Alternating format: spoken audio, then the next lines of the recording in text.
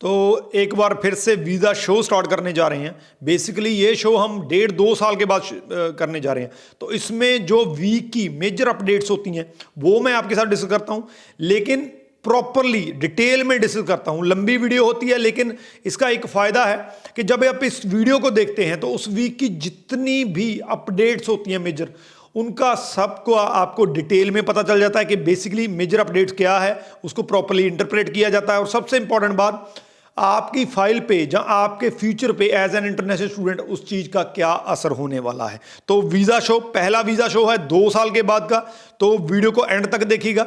इस वीक की जो मेजर अपडेट्स हैं, चाहे पीटी कोर को लेकर है, चाहे कैपिंग को लेकर है, अटेस्टेशन लेटर को लेकर है, जो भी मेजर अपडेट्स हैं वो सारी की सारी डिटेल में डिस्कस करूंगा। एंड तक देखिएगा। उससे पहले हमारा यूट्यूब चैनल जरूर सब्सक्राइब कर लीजिए, क्योंकि इस पे आपको ऐसे ही यूनिक वीडियोस देखने को मिलते हैं। बात करते हैं मेजर अपडेट्स की जो इस वीक की है, क्योंकि इस वीजा शो का मकसद ही ये है। सबसे पहली जो अपडेट है वो पीटी कोर को लेकर है। आपने पीटी एकेडमिक तो सुना होगा, लेकिन पीटी कोर शायद आप पहली बार सुन रहे हैं। ये वो टेस्ट है जो अब से आप कनाडा में किसी भी इमिग्रेशन पर्पस के लिए यूज कर सकते हैं। आमतौर पे जिन चीजों के लिए आइल्स जर्नल यूज किया जाता है, उसके लिए अब पीटी कोर भी यूज हो सकता है। जैसे आइल्स एकेडमिक के साथ पीटी एकेडमिक उन्होंने स्टडी वीजा के लिए किया था, तो अब इसको पीटी कोर को जो है वो किसी भी इमिग्रेशन पर्पस के लिए एक्सेप्ट किया जाएगा। ये जो अनाउंसमेंट है ये 30 जनवरी 2024 से ये लागू हो गई है। और ये टेस्ट जो है, टोटल 5 टेस्ट हो गए हैं पीटी कोर को मिलाकर, जो आप इमिग्रेशन पर्पस के लिए, वहाँ पीआर के लिए, किसी भी आपने इकोनॉमिक क्लास में आपने अप्लाई करना है, कोई भी आपने इमिग्रेशन पर्पस से करना है तो उसके लिए कर सकते हैं। टोटल जो मैं बता देता हूँ टेस्ट कौन कौन से हैं। आइल्स जर्नल आप यूज कर सकते हैं, सेल्फ जर्नल यूज कर सकते हैं, टीईएफ यूज कर सकते हैं, टीसीएफ यूज कर सकते हैं। इन चारों के अलावा अब जो पीटी कोर है उसको एक्सेप्ट कर लिया जाएगा। तो जो स्टूडेंट इससे पहले कहीं ना कहीं पे इस चीज को लेकर डरते थे कि मेरा क्या आइल्स है जो वो 7888 का जो स्कोर था, जो मैजिक नंबर हम जिसको बोलते हैं, वो मेरा आ पाएगा कि नहीं आ पाएगा। पीटी को कंपैरेटिवली जो है थोड़ा इजी माना जाता है, तो अब उनके पास ये भी ऑप्शन है, अगर उनका आइल्स जर्नल जो है या कोई और टेस्ट नहीं क्लियर होता है, जहाँ रिक्वायर्ड बैंड स्कोर नहीं होता है, तो वो पीटी कोर को ट्राई कर सकते हैं। अपने आप में एक फैसिलिटी दी गई है, एक और ऑप्शन दी गई है स्टूडेंट्स को। मैं अपने एक्सपीरियंस से कहूं तो ये स्टूडेंट्स के लिए जो इस टाइम पे इमिग्रेशन में जाना चाहते हैं, पीआर अप्लाई करना चाहते हैं, जो भी पर्पस करना चाहते हैं, तो उनके लिए एक बहुत बढ़िया गुड न्यूज़। दूसरी जो है वो बीसी ने, जो ब्रिटिश कोलंबिया ने बैन किया है। मैंने इस पे एक वीडियो बनाई थी फेक न्यूज़ के नाम से, क्योंकि बहुत से ऐसे इवन के बड़े इंटरनेशनल चैनल जो हैं, जो न्यूज़ चैनल हैं, बीबीसी पंजाबी ने वो कर रखा था, वायन ने वो कर रखा था, जो हमारे इस इंडस्ट्री के हैं जो यूट्यूब पे वीडियो डालते हो तो पता नहीं कितने थे, तो उस जो न्यूज़ को बिल्कुल गलत तरीके से इंटरप्रेट जब पढ़ा गया था, उसमें बेसिकली उन्होंने कहा था कि जो इसके बाद जो हम अब आज से लागू करने जा रहे हैं, इसके बाद अगर वहाँ पे किसी ने नया इंस्टीट्यूशन खोलना है इंटरनेशनल स्टूडेंट्स को रिक्रूट करने के लिए, तो हम उसकी परमिशन नहीं देंगे, उसको हम बंद करने जा रहे हैं 2 साल के लिए, फरवरी 2026 तक। लोगों ने उसको उठा के बना दिया कि ब्रिटिश कोलंबिया में इंटरनेशनल स्टूडेंट्स का 2 साल के लिए बैन हो गया।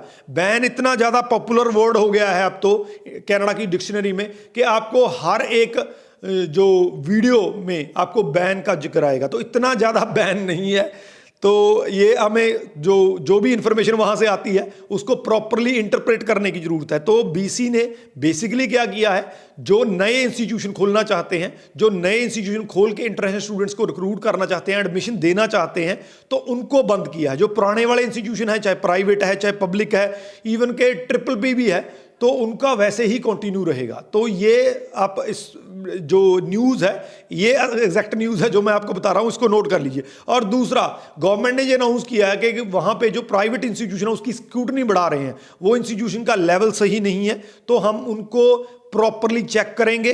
अगर कोई इंस्टीट्यूशन लेवल से नीचे है तो हम उनको सीट्स कोटा से नहीं देंगे। और ये भी हो सकता है कि हम इंस्टीट्यूशन को शट डाउन कर दें। ये बहुत बड़ी बात है अपने आप में। साथ में उन्होंने कहा है कि जो प्राइवेट कॉलेजेस हैं वो आमतौर पे किसी भी स्टूडेंट्स को जो है वो एडमिशन दे देते हैं। अब से ये बहुत इंपॉर्टेंट है कि वो अब से उनके लिए आइल्स का जो पैमाना है वो खुद तय करेंगे, यानी कि जिन भी इंस्टीट्यूशन में उनको लगेगा कि ये इंस्टीट्यूशन की रिक्वायरमेंट सही नहीं है जो रखी हुई है, तो वो खुद बताएंगे कि इन कॉलेजेस में एडमिशन लेने के लिए जो है किस स्टूडेंट को कितने बैंड स्कोर चाहिए। तो ये अनाउंसमेंट्स ब्रिटिश कोलंबिया की तरफ से है कि बैन इंस्टीट्यूशंस को किया गया है जो नए खुलने वाले हैं। दूसरा, जो प्राइवेट कॉलेजेस हैं उन पे सख्ती जो है वो बढ़ाने वाले हैं। तीसरा जो है अटेस्टेशन लेटर को लेकर है, ये एक बहुत ही कंफ्यूज्ड टॉपिक है। ये जो वर्ड एक PALS को बोलते हैं, प्रोविंशियल अटेस्टेशन लेटर, जब से गवर्नमेंट ने पैल को निकाला है तब से लेकर अब तक सारे कंफ्यूजन में है। खुद मैं ये कहता हूं कि खुद गवर्नमेंट्स भी कंफ्यूजन में है। फेडरल गवर्नमेंट ने पैल दे तो दिया, लेकिन अब स्टेट गवर्नमेंट्स कंफ्यूजन में है, और स्टेट गवर्नमेंट्स के बाद अब जो है वो कॉलेज यूनिवर्सिटी कंफ्यूजन में है, उसके बाद सारे स्टूडेंट कंफ्यूजन में है। तो जो भी पार्टीज इस टाइम पे कनाडा में इस चीज से, स्टडी वीजा से जुड़ी हुई हैं, तो इस चीज को लेकर सारे के सारे कंफ्यूजन में है। मैं आपको बता दूं कि अटेस्टेशन लेटर अगर आपने कनाडा में 22 जनवरी के बाद फाइल अप्लाई करनी है तो आपको अटेस्टेशन लेटर की जरूरत है, उसके बिना आपकी फाइल अप्लाई नहीं हो सकती है।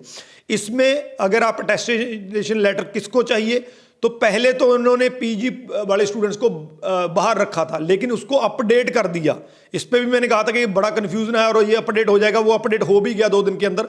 तो उसमें अब सिर्फ मास्टर्स और PG/HD वाले स्टूडेंट ही बाहर हैं, अदरवाइज जो इंटरनेशनल स्टूडेंट हैं वो सारे के सारे उनको जो है अटेस्टेशन लेटर लेना होगा अगर उन्होंने अपनी फाइल एम्बेसी में रखनी है। उसके अलावा आपकी फाइल को एक्सेप्ट नहीं किया जाएगा, वापस कर दिया जाएगा। लेकिन यहां पे मैं आपको बता दूं, अगर आप कनाडा में बैठे हैं, आपने कोई भी अपना वीजा डालना है, खास करके अगर आपने स्टडी वीजा की एक्सटेंशन डालनी है, तो आपको अटेस्टेशन लेटर की जरूरत नहीं है।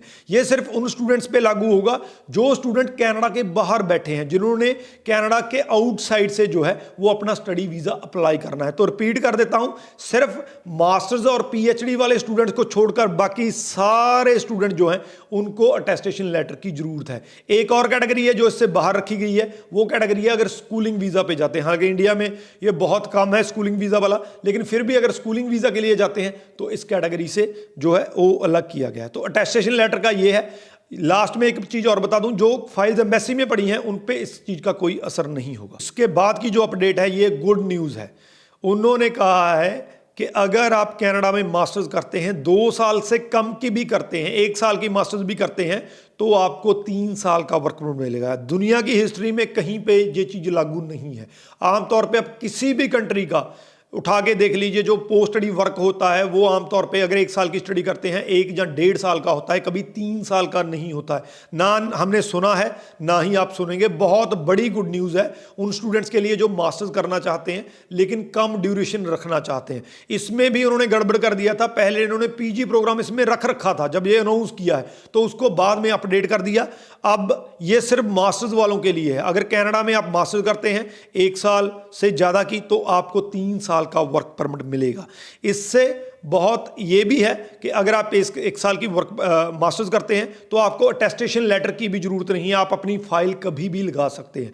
तो मैं जितने भी बैचलर वाले स्टूडेंट हैं, हालांकि उनको खुद को पता है कि हमें डिसीजन क्या लेना है, फिर भी मैं रिकमेंड करूंगा कि अगर आपका प्रोफाइल बढ़िया है, आप वहां पे जाके मेहनत कर सकते हैं, मास्टर्स कर सकते हैं, तो आप मास्टर्स को चूज कीजिए। 2-3 बड़े बेनिफिट हैं। पहला, आपको 3 साल का वर्क परमिट मिलेगा, आपको अटेस्टेशन लेटर की जरूरत नहीं है, कभी भी फाइल लगा सकते हैं। और सबसे बड़ी बात, आपका स्पाउस एलिजिबल है, आप अपना स्पाउस ओपन वर्क परमिट कभी भी लगा सकते हैं। जब ये बैन हो जाएगा उसके बाद भी लगा सकते हैं। तो मास्टर्स वालों के लिए बड़े एडवांटेज हैं, साथ में वीजा चांसेस भी ज़्यादा रहेंगे क्योंकि कैपिंग के बाहर रखा गया है। मास्टर्स वाले कितने भी स्टूडेंट अप्लाई कर सकते हैं, वो 3,60,000 वाला जो टारगेट है उसके अंडर नहीं आते हैं। और लास्ट वाली जो अपडेट्स हैं वो कैपिंग को लेकर है। कैपिंग के बाद इस वीक में और भी अपडेट, उन चेंजेस पे अपडेट्स आई हैं। सबसे पहली अपडेट, जो नंबर है वो चेंज हुआ है।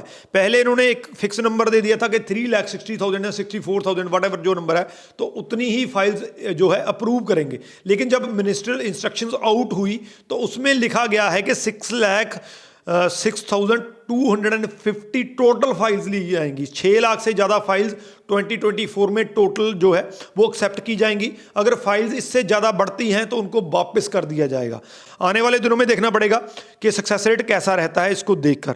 और दूसरी जो इन्होंने अपडेट दी है ये बहुत इंपॉर्टेंट है। आमतौर पे स्टूडेंट्स का क्वेश्चन ये होता है इन दिनों कि मेरी फाइल एम्बेसी में है, तो जो चेंजेस इतनी बड़े लेवल पे आई हैं, चाहे वो टेस्टेशन की लेटर है, चाहे वो कैपिंग को लेकर है, जो भी है, तो क्या वो मेरी फाइल पे लागू होगा?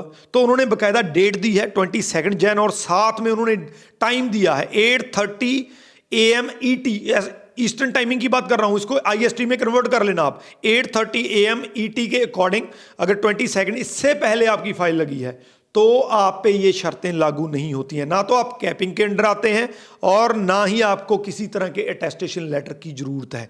तो डेट है 22 जैन, टाइम है 8:30 AM ईस्टर्न टाइमिंग ET। अगर इससे पहले फाइल लगी है बेफिक्र हो जाइए, इन चेंजेस का आप पे कोई भी असर नहीं होने वाला है।